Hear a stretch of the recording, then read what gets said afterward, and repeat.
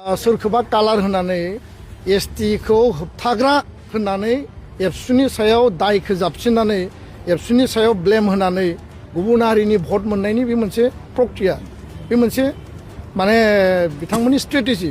बेयाव हारिनि अस्तित्वखौ खैफोदाव खोलैनानै बिथाङा जुदि गुबुन हारिनि भट मोननायनि थाखायसो जुदि स्ट्रेटेजिखौ प्लान खालायोबा बिनिख्रुइथ' आरो जातिया दुखुनांथावसिन मा थानो जे जोंजों कनफ्लिक्ट जानो गोनां मा दङ बिथाङा हाग्रामा महिलारि बिथाङा एबसुजों बा आंजों कनफ्लिक्ट जानो गोनां गैया।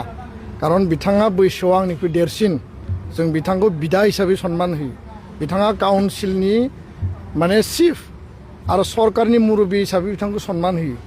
जोङो दिल्लीनिफ्राय एनाउन्स खालामदोंमोन जे बिथांजों जोङो थोंजोङै बर' एकर्ड इमप्लिमेन्टेसननि सायाव हारिनि सार्थनि थाखाय जों रायलायगोन आरो 29 तारिखनि जे जोंनि माने बर' आफादफोरनि जे 25टा बर' आफादफोरनि जे सावरायनाय जोङो बिथांजों थोंजोङै बे जि रिकमेन्डेसन ग्रुप अफ मिनिस्टारनि 6 कमिउनिटिनि एसटिनि सायाव जों सावरायगोन होननानैसो रिजलिउसन लादोंमोन।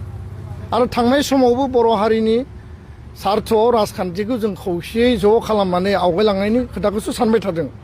जों जथेस्थ' रेस्ट्रेन्ट निउट्रेल आरो जों जथेस्थ' माने बयजोंबो गोरोबनानै हाबा मावनो थाखाय जेब्लायबो जों रेडि।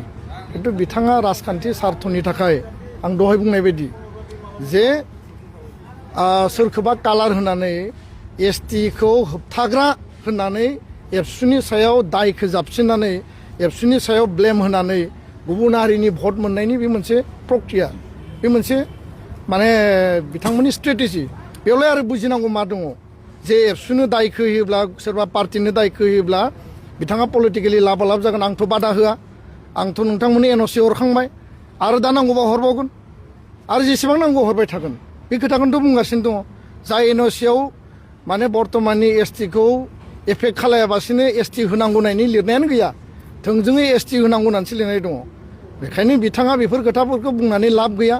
बिथाङा जुदि बर' जानानै एसटि जानानै काउन्सिलनि मुरब्बी जानानै सासे संग्रामि नेता जानानै जोंनि बिदा जानानै बिथाङा जुदि एबसुनि सायावसो जुदि आक्रमन खालायोबा एबसुनो दाय जाबसिननानै हारिनि अस्तित्वखौ खैफोदाव खोलैनानै बिथाङा जुदि गुबुन हारिनि भट मोननायनि थाखायसो जुदि स्ट्रेटेजिखौ प्लान खालायोबा बिनिख्रुइथ' आरो जातिया दुखुनांथावसिन मा थानो। बिथाङा हरथों एनअसिखौ जोंहा बुंनो गोनां गैया आरो हाजारबार हर जोंहा जेबो बुंनो गोनां गैया। आरो बिनि उनाव इयुननि जोलैखौ नायबानो जाबाय। आरो दिनैनि कलेज इउनिभारसिटि फरायनाय फरायसा फरायसुलिया गावनि भबिष्यतखौ लानानै सांग्रां। बिथांमोनाबो दिनै रिभलिउसनाव दिनै सामिल जाबाय आरो बर' हारिनि अस्तित्वनि थाखाय बिथांमोनाबो जिरायनानै थायाखै। गणतान्त्रिक शान्तिपूर्ण सोमावसारनायखौ खालामथों। जोङो मालाबाबो माने सोमावसारनायनि नामाव भायलेन्स खालामजानायखौ जों लुबैया। दा बेखायनो बिथाङाबो गथ' गथाय दङ, न'खराव फिसा फिसौ दङ। बिथांमोननि फिसा फिसौआ दिनै जिएसटि जानानै जोनोम मोन्दों। इयुनाव 2 कोटि दाजाबनायनि उनाव बे एसटिनि अस्तित्वआ मा जागोन बिथाङा गावनि गथ' गथायनियावबो सोंना नायनो हायो खेबसे जे फिसा फिसौआ मा लुबैयो, निउ जेनेरेसना मा लुबैयो। आं बेखिनि खोथाखौनो बुंबाय। गोजोन्थों।